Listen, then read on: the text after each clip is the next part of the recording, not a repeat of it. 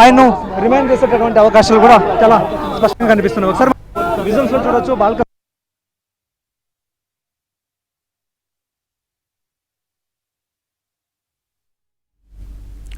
High drama నడుమ BRS నేత మాజీ ఎమ్మెల్యే బాల్క సుమన్ అరెస్ట్ అయ్యారు. సింగరేణిపై అనుచిత వ్యాఖ్యల కేసులో బాల్క సుమన్ ను తెలంగాణ భవన్ వద్ద పోలీసులు అరెస్టు చేశారు. బాల్క సుమన్ ను నాంపల్లి పోలీస్ స్టేషన్ కు తరలించారు.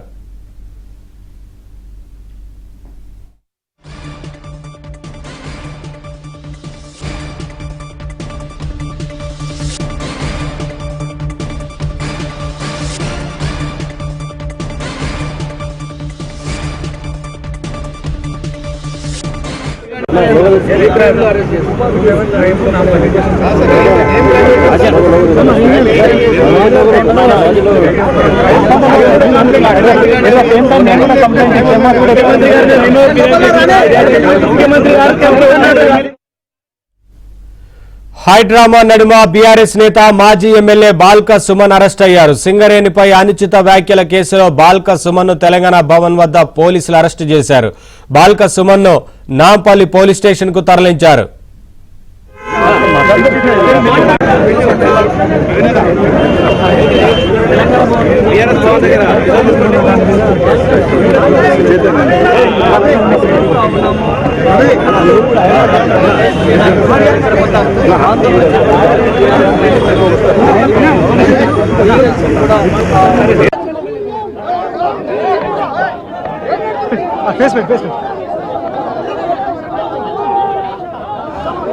హలో అన్నా,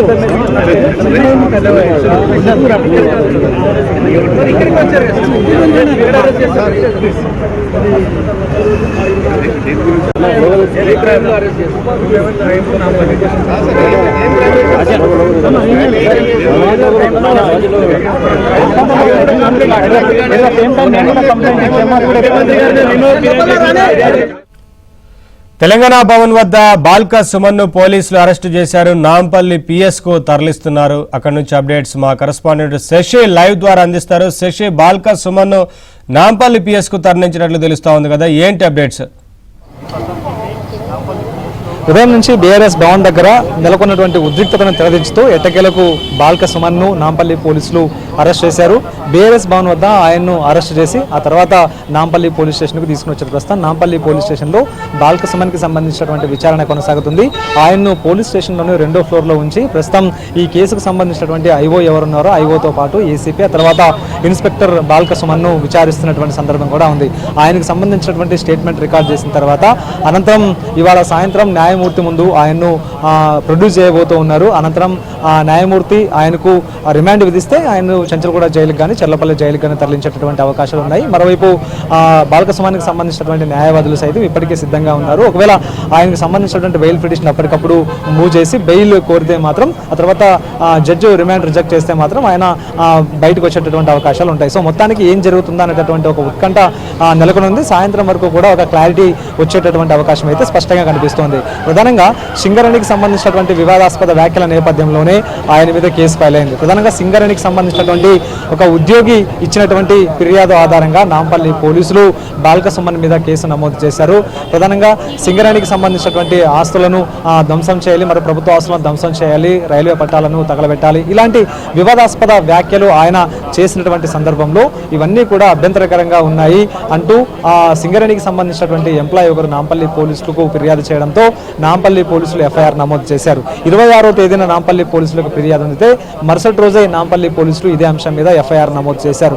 అప్పటి నుంచి బాల్క సుమన్ని అప్రోచ్ అయ్యేటటువంటి ప్రయత్నం చేసినప్పటికీ ఆయన అందుబాటులోకి రాలేదు. అయితే బాల్క సుమన్ బీఆర్ఎస్ భవన్లో ఉన్నారంటూ నాంపల్లి పోలీసులకు సమాచారం అందడంతో ఇవాళ నాంపల్లి పోలీసులకు సంబంధించినటువంటి బృందంతో పాటు టాస్క్ ఫోర్స్ పోలీసులు బీఆర్ఎస్ భవన్ వద్దకు చేరుకున్నారు. లోపలికి వెళ్లేటటువంటి ప్రయత్నం చేసినప్పుడు అప్పటికే బాల్క సుమన్ అరెస్ట్ చేస్తారంటూ కూడా వార్తలు ప్రచారం కావడంతో పెద్ద ఎత్తున కూడా బీఆర్ఎస్ నేతలు భవన్ వద్దకు చేరుకున్నారు. పోలీసులను లోపలికి వెళ్ళనివ్వకుండా అడ్డుకున్నటువంటి సందర్భం. సో ఎట్టకేలకు ఇటు పోలీసులకు ఆ తర్వాత బీఆర్ఎస్ నేతలకు మధ్య కొంత వాగ్వాదం చోటు చేసుకున్న తర్వాత బాల్క సుమన్ నేరుగా వచ్చి తానే భవన్ బయటకు వస్తానంటూ కూడా చెప్పడంతో పోలీసులు చాలాసేపు వెయిట్ చేశారు. ఆయన నేరుగా బయటికి రావడంతో ఇక పోలీసులు అతన్ని అదుపులోకి తీసుకుని ప్రజెంట్ ఇటు నాంపల్లి పోలీస్ స్టేషన్కి తరలించారు. అయితే నాంపల్లి పోలీసులు ఆయన విచారిస్తున్నారు, ఎందుకు ఈ వివాదాస్పద వ్యాఖ్యలు చేయాల్సినటువంటి అవసరం ఏర్పడింది, సింగరేణి ఆస్తులను ధ్వంసం చేయాలి లాంటి వ్యాఖ్యలతో పాటు రైల్వే పట్టాలను తగలబెట్టాలి, కోసేయాలి, ఇలాంటి వ్యాఖ్యలు ఎందుకు చేయాల్సి వచ్చింది, దీని వెనకాల ఉద్దేశం ఏంటి అనే అంశాల గురించి కూడా ఆయన్ను ప్రశ్నించబోతూ ఉన్నారు. ఆయన ఇచ్చేటటువంటి స్టేట్మెంట్ను రికార్డ్ చేసి ఆ తర్వాత ఇదే అంశాలతో కోర్టు ముందు ఆయన్ను ప్రొడ్యూస్ చేసేటటువంటి అవకాశం అయితే కనిపిస్తుంది. అయితే ఒకవైపు బాల్క సుమన్ మాత్రం పోలీసుల తీరును తప్పుపడుతూ ఉన్నారు. తన మీద అనవసరమైనటువంటి సెక్షన్లను పెట్టి తనను ఇబ్బందులు గురి చేసేటటువంటి ప్రయత్నం చేస్తున్నారన్నది ఆయన చేస్తున్నటువంటి ఆరోపణ. ఇదొక అంశం అయితే ప్రభుత్వం సంబంధించినటువంటి లోపాలను తాను ఎప్పటికప్పుడు ఎత్తి చూపిస్తూ ఉన్నాను కాబట్టి అందుకు అనుగుణంగానే ప్రభుత్వం తన మీద కక్ష సాధింపు చర్యలతో వ్యవహరిస్తూ ఉంది. ఇందులో భాగంగానే గతంలో జైలుకు పంపించింది, ఇప్పుడు కూడా ఈ కేసులో జైలుకు పంపించాలని చూస్తుందంటూ ఆయన చెప్తూ ఉన్నారు. ఇదొక అంశం అయితే ఇక ప్రధానంగా బాల్క సుమన్కి సంబంధించినటువంటి న్యాయవాదులు ఇప్పటికే ఒక ముందస్తు బెయిల్ పిటిషన్ కూడా మూవ్ చేశారు. అది కూడా 2-3 రోజులు విచారణకు వచ్చే అవకాశం ఉంది. వారు కూడా ఒక విషయాన్ని ప్రస్తావిస్తూ ఉన్నారు. అయితే ఇందులో ప్రభుత్వ ఆస్తులను ధ్వంసం చేశాక పెట్టేటటువంటి సెక్షన్లు ఏవైతే ఉంటాయో ఆ సెక్షన్లు పెట్టారంటూ ప్రజెంట్ బాల్క సుమన్కి సంబంధించిన న్యాయవాదులు ఇప్పటికే ఒక ఆరోపణ వ్యక్తం చేస్తూ ఉన్నారు. ఎక్కడా కూడా ప్రభుత్వ ఆస్తులను ధ్వంసం చేయలేదు, మరోవైపు సింగరేణి మీద ఎక్కడ కూడా దాడి జరగలేదు, కేవలమైన వ్యాఖ్యలు మాత్రమే చేశారు. ఆ వ్యాఖ్యలు మాత్రమే చేస్తే అందుకు సంబంధించినటువంటి సెక్షన్లు పెట్టాలే కానీ ఒకవేళ ప్రభుత్వ ఆస్తులు ధ్వంసం చేసిన తర్వాత పెట్టేటటువంటి సెక్షన్లు పెట్టాల్సినటువంటి అవసరం ఏంది అనే అంశాన్ని ప్రజెంట్ ఇప్పుడు న్యాయవాదులు ప్రశ్నిస్తున్నారు. సో మొత్తానికైతే మాత్రం మరొక 1-2 గంటల్లో ఆయన సంబంధించినటువంటి స్టేట్మెంట్ రికార్డు పూర్తవుతుంది. ఆ తర్వాత నాంపల్లి కోర్టుకు ఆయన తరలిస్తారు. నాంపల్లి న్యాయమూర్తి తీసుకున్నటువంటి నిర్ణయం మీదనే ప్రజెంట్ ఆయనకు సంబంధించినటువంటి రిమాండా లేకపోతే బెయిల్ అన్న విషయం ఆధారపడి ఉంటుంది.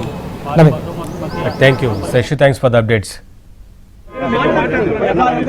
ఆ ఫిర్యాదు వరకు ఎంక్వైరీ ఇన్వెస్టిగేషన్, దాని విచారణ, తను ఎక్కడ ఉన్నాడో చూసి వాళ్ళతో కూడా ఎంక్వైరీ చేయడము, సీనా పంచనామా ఇవన్నీ రావడం కోసమే రావడం. తన నుంచి అంటే మాకు అందుబాటులో లేకపోయిండే, అందుబాటులో కోసం ఇక్కడికి వచ్చి మాట్లాడదామని పునరుద్ధరణ దాని మీద వచ్చాము. అలా కాకుండా మాకు కూడా ఇక్కడ కొద్దిగా క్రైమ్ సీన్ ఇవన్నీ ఉంటాయి పోలీస్ ఇన్వెస్టిగేషన్లో, దాని ప్రకారం వచ్చాము. కేసు నిమిత్తమై ఆ సెక్షన్